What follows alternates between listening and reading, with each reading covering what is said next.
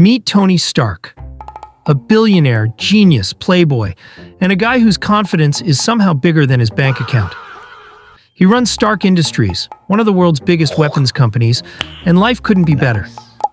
Fancy cars, private jets, and enough money to solve almost any problem, except the ones he's about to create. Tony travels to Afghanistan to demonstrate his newest weapon, the Jericho missile. The presentation is flawless, everyone is impressed, and Tony leaves feeling like the king of the world. Then, literally minutes later, his convoy is ambushed, bullets fly everywhere, explosions go off, and Tony is hit by shrapnel from one of his own company's missiles. Talk about terrible customer service.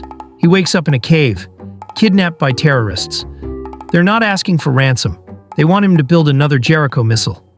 Luckily, another prisoner named Yinsen saves Tony's life by attaching an electromagnet to his chest, stopping the shrapnel from reaching his heart. It's uncomfortable, but being alive usually is. Tony pretends to build the missile. Instead, he secretly builds a giant metal suit. Because apparently, when normal people panic, Tony Stark invents Iron Man. After days of welding and almost getting caught, the suit is ready. It's huge, ugly, and looks like a walking refrigerator.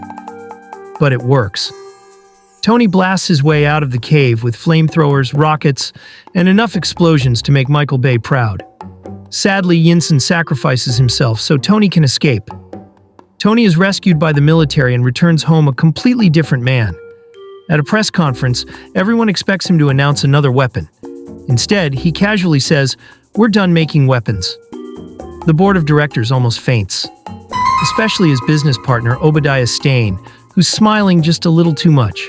And remember, in superhero movies, the nicest businessman is usually the villain. Tony locks himself in his workshop and starts building a better suit. The first flying test? He crashes into the ceiling, then a wall, then another wall. At this point, his mansion is taking more damage than the bad guys. After countless upgrades, Tony finally creates the iconic red and gold Mark III Iron Man suit. Now he actually looks like a superhero instead of a microwave with legs. Soon, Tony discovers that Stark Industries' weapons are still reaching terrorists. Someone inside the company is secretly selling them. Tony's response? No meetings, no emails. I'll handle it myself. He flies to Afghanistan, destroys the illegal weapons, and saves innocent villagers. Meanwhile, Pepper Potts uncovers the truth. Obadiah Stane arranged Tony's kidnapping because he wanted complete control of Stark Industries. As if that wasn't enough, Obadiah steals the arc reactor right out of Tony's chest, leaving him to die. Thankfully, Pepper finds Tony's old reactor just in time to save him. Obadiah then builds his own giant armored suit called the Ironmonger. Basically, he copied Tony's homework and made it bigger. The final battle begins. Ironmonger is stronger. Iron Man is faster. After an intense fight, Tony and Pepper overload the giant arc reactor powering Stark Industries. One massive explosion later, Ironmonger is finished. The government gives Tony a script telling him to say Iron Man is just his bodyguard. Tony walks onto the stage, looks at the script, looks at the cameras, smiles, and throws the script away. The truth is, I am Iron Man.